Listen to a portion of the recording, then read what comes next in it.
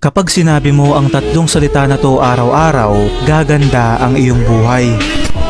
Mga kaibigan, ayon sa ancient Jewish at Christian traditions, kapag sinabi mo raw ang tatlong salita na to araw-araw, ay magbabago ang iyong buhay sa mabuting paraan at magkakaroon ka ng sandamakmak na biyaya. Unang salita ay ang Jehovah Jireh, na ang ibig sabihin, the Lord provides. Pangalawa naman ay Shalom, na ang ibig sabihin ay peace at well-being, at kapag sinabi mo ang salitang to, malaki ang tsansang mas mapapabilis ang pagpasok ng pera sa iyong buhay. Pangatlo at panghuli ay Ephata, na ang ibig sabihin ay be opened, kung saan dito raw ay para kang humihingi sa Diyos ng mga oportunidad na pwedeng maging dahilan ng iyong pag-unlad. Inuulit ko, sobrang luma na ng mga paniniwalang to at hindi ko rin sinasabing ito ay totoo, bagkus ibinabahagi ko lamang sa inyo ang hiwagang to